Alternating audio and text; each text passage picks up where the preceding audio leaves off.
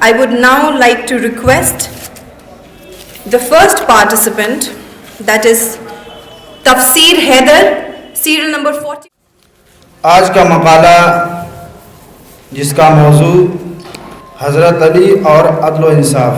عدل ایسی صفت ہے کہ جو نفس میں قائم یا نفس کے ساتھ راہ مستقیم پر چلے، یہ ظلم و جور کی ضد ہے۔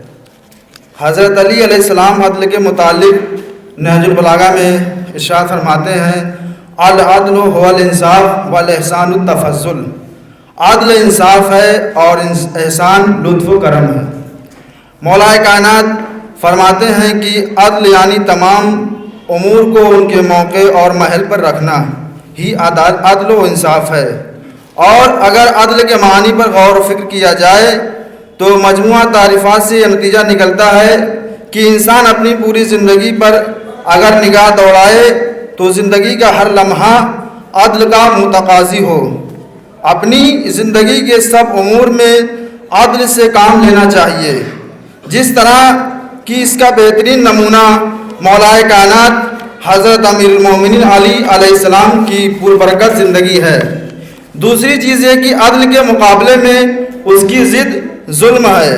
زندگی کے کسی ایک لمحے میں ظلم نہ ہو کہ جس طرح حضرت علی علیہ السلام اپنے خطبے 221 میں فرماتے ہیں کہ خدا کی قسم مجھے ایک خاردار جھاڑی کے کانٹوں پر جاگتے ہوئے رات گزارنا اور توق و زنجیر میں مقید ہو کر گھسیٹا جانا اس سے کہیں زیادہ پسند ہے کہ میں اللہ اور رسول سے اس حالت میں ملاقات کروں کہ میں نے کسی بندے پر ظلم نہ کیا ہو یا مال دنیا میں سے کوئی چیز غصب نہ کی ہو۔ میں اس نفس کی خاطر کیوں کر کسی پر ظلم کر سکتا ہوں جو جلد ہی فنا کی طرف پلٹنے والا اور مدتوں تک مٹی کے نیچے پڑا رہنے والا ہے۔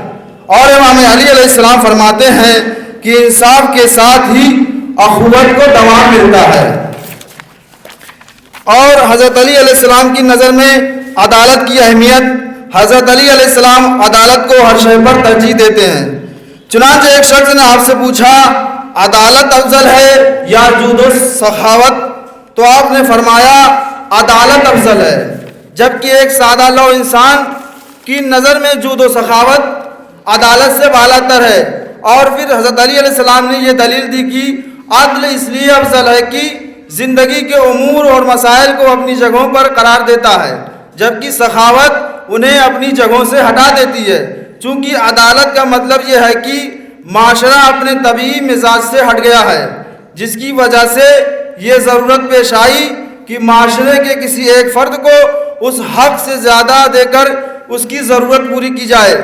آپ نے عدل کی برتری پر دوسری دلیل یہ دی، عدل و سائسہ عام والجود و عارض و خاص، یعنی عدالت ایک عام قانون اور عمومی مدیر ہے جو پورے معاشرے پر محیط ہوتا ہے، جبکہ سخاوت ایک استثنائی صورت حال ہے۔ نتیجتاً عدل برتر اور افضل ہے۔ اور عام لوگوں کی نظر میں حکومت کا مقصد اقتدار، عیش و عشرت اور لذت طلبی ہے، لیکن نمائندگان پروردگار کی نظر میں حکومت کا مقصد معاشرے میں عدل و انصاف کا قیام، ظلم و جور کا خاتمہ اور دنیا و آخرت میں نوع انسانی کی کامیابی۔ فقط و السلام۔